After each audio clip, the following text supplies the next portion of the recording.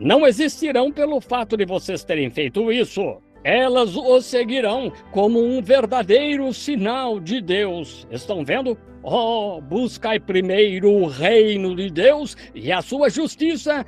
As outras coisas serão acrescentadas. Quando penso neste mundo decadente e olho em volta e vejo a escritura na parede em cada nação, vejo que as bombas atômicas têm feito o povo tremer. Quando grandes governantes e tais, vocês deveriam ler o que dizem no Pentágono sobre estas coisas acontecerem. Deveriam ver o que esta nação... Irmão, deixe-me dizer-lhe algo. Estamos erguendo uma fachada grande e ousada, quando bem no âmago desta nação eles estão freneticamente assustados. Vocês sabem disso. Melhor admitir a verdade. E vocês têm direito de estar assustados. Só há uma pessoa que não tem direito algum de estar assustada, que é o homem ou a mulher que nasceu do Espírito de Deus. A bomba atômica é uma passagem para o céu, para o crente. Aleluia! Sim, Senhor. A morte não pode fazer nada a você, exceto uma morte rápida, é uma glória rápida. Isso mesmo. Este manto de carne deixarei cair e me levantarei, e lançarei mão do prêmio eterno, e exclamarei ao passar pelo ar: adeus, adeus, doce hora de oração. Foi-se! O que uma bomba atômica significará para esses velhos santos e cabelos grisalhos? Um jovem e uma jovem de novo. O que a bomba atômica significará para estes lares, e quase todos já partiram e foram deixados aqui sozinhos? Toda a família reunida de novo. Glória a Deus, irmão! O que você poderia ter que fosse maior do que isso? Com a perfeita segurança de que seu coração está descansando além no Calvário, que realmente não há nada que possa movê-lo, mudá-lo, sacudi-lo. Você está em Cristo Jesus, ancorado no reino de Deus até o dia da sua redenção, para ser apresentado irrepreensível perante Ele. Não o que você fez. Se eu puder parar de fazer isso, e se eu puder parar de fazer aquilo, não é nada que você tenha feito. É o que Ele faz por você. Você crê de todo o coração, de toda a alma, de toda a mente? Quando Pedro ia, ou quero dizer, quando Filipe ia batizar o eunuco, ele disse: eis aqui água, quem impede que eu seja batizado? Filipe disse: espera um pouco, se crês de todo o teu coração, de toda a tua alma, de todo o teu entendimento, se crês nisso, ele disse: creio de todo o coração, alma e entendimento que Jesus Cristo é o Filho de Deus. Parou o carro, desceram a água, batizou-o. Então o Espírito Santo arrebatou Filipe da sua vista, que nunca mais o viu, e o levou pelo espaço por uns 300 quilômetros e o fez sentar-se, e começou outro reavivamento. Isso mesmo, isso mesmo. Oh, que coisa! Esse Deus que viveu naquele dia é o mesmo Deus hoje. Quando penso em Paulo lá no navio aquela noite, todas as esperanças de que estariam seguros cessaram. O velho navio estava inundado e em terríveis condições. Todas as esperanças, todos haviam desistido, e Paulo sentado lá na popa aquela noite, quem sabe orando. O anjo do Senhor veio a ele e disse: não temas, Paulo, não temas, pois farei que sejas apresentado a César.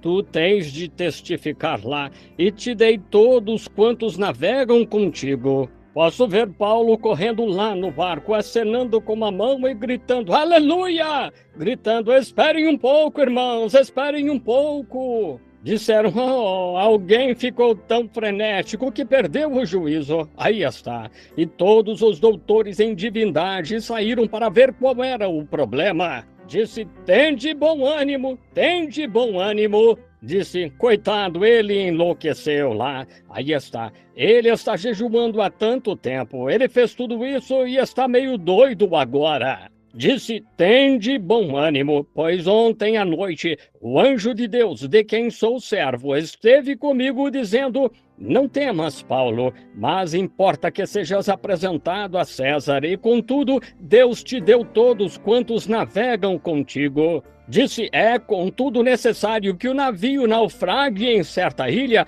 pois tive uma visão disso. Mas creio em Deus, que há de acontecer assim como ele me mostrou. E aconteceu, palavra por palavra, exatamente. Isso mesmo. Agora, então, quero que notem uma coisinha, para que possam ver por outro lado, ver isso. Olhem, quando deitaram os botes e começaram a fugir, Paulo disse: o único jeito de vocês se salvarem é ficando neste barco. Era preciso fazer conforme assim diz o Senhor. O Senhor tinha dado uma visão, mas tinha de ser feito conforme o modo dele.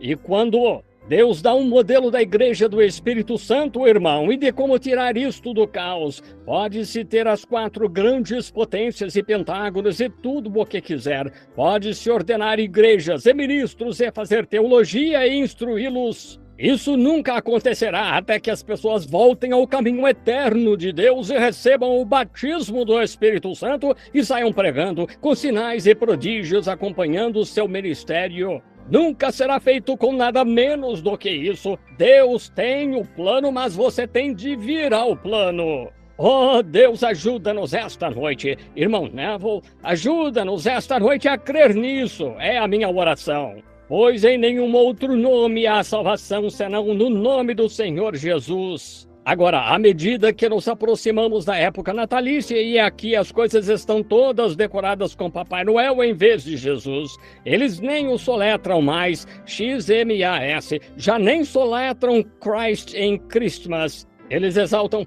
Ora, as pessoas nunca chegam a pensar sobre o nascimento ou qualquer coisa de Cristo quanto ao que realmente é. A única coisa em que pensam é que Papai Noel tomou o seu lugar. E em vez de se regozijarem sob o Espírito de Deus, eles saem e se embebedam e se divertem. Estão vendo? É isso o que faz a diferença. Assim, afinal, irmão, irmã, não posso impedir isso. Você não pode impedir. A palavra de Deus disse que seria assim.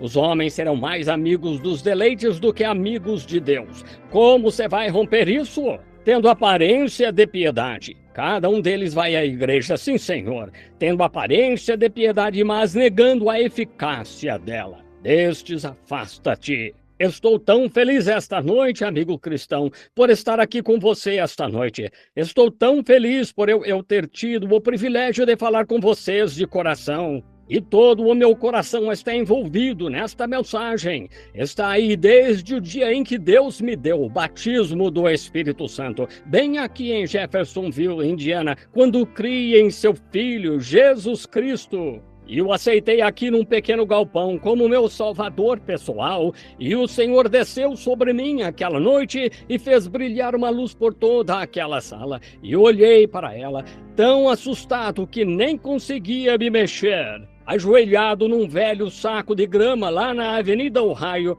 e vi aquela luz formar uma cruz e algo naquela cruz falando comigo. Desde aquela noite, minhas esperanças têm sido edificadas em nada menos do que na palavra de Deus e em Jesus Cristo e na justiça. É nisso que creio de todo o coração.